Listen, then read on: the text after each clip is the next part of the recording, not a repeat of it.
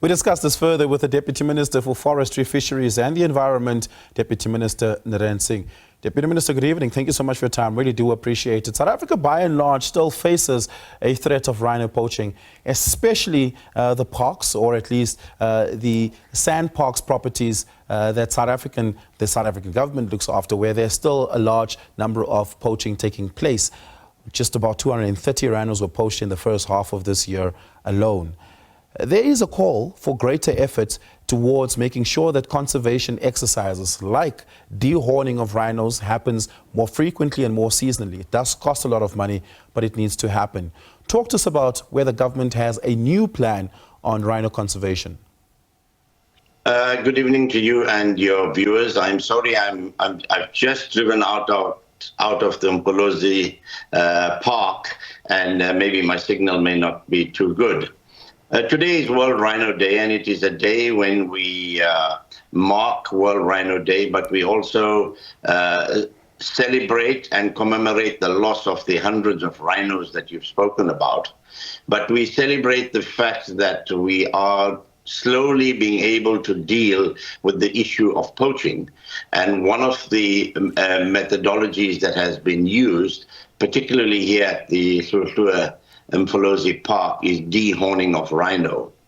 Now, dehorning of rhino is certainly not the answer to all our problems of poaching, but in the circumstances that we find ourselves, it seems to be working, because here, as Mvelo KZN Wildlife have embarked on a project where the incidences of rhino poaching have reduced by at least 80%. And I think that's a positive sign.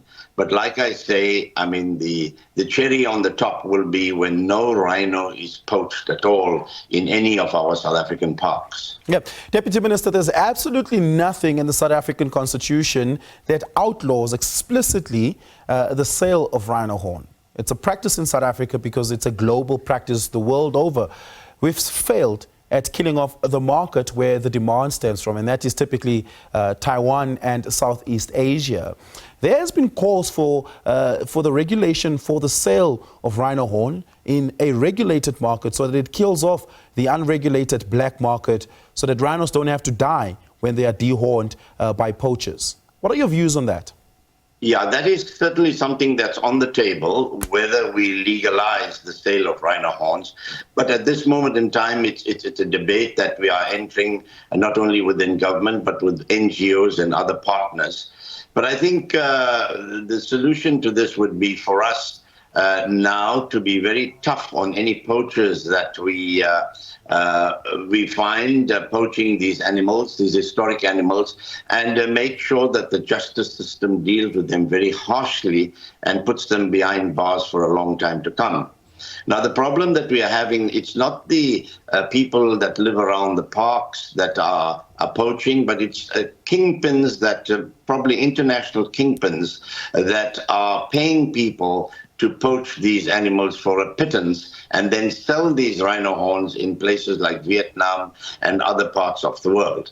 And we certainly are going to get tough on that, and we welcome the fact that of late, judicial officers have imposed very heavy sentences on people that have been found guilty of rhino poaching or being complicit in rhino poaching in our parks.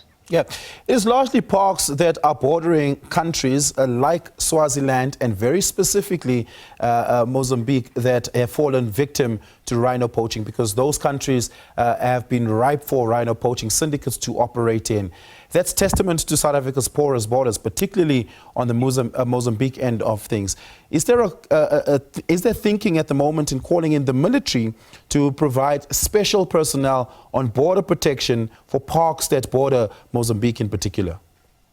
Well, the Mpolozi Park is one of those parks that has the impact of people from Mozambique. And we're not mentioning Mozambique, but we're mentioning it because we found that a number of people that have been found guilty do come from there.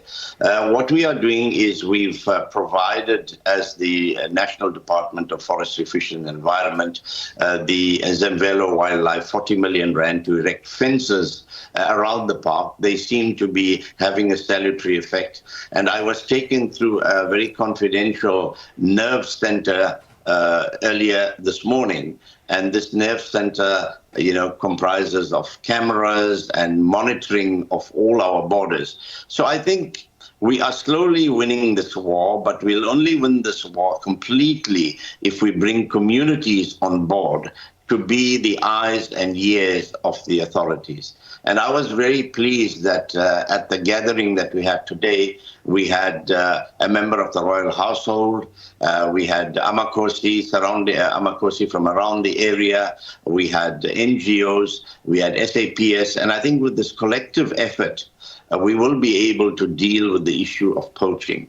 But one rhino is one rhino killed too many, and we really need to appeal to the public, not only nationally but internationally, that the value of the rhino horn has not been determined, and we really don't know why people in the eastern countries want to buy rhino horn at the exorbitant prices they pay in such a way that, we have to see butchered rhinos around our parks. Yeah.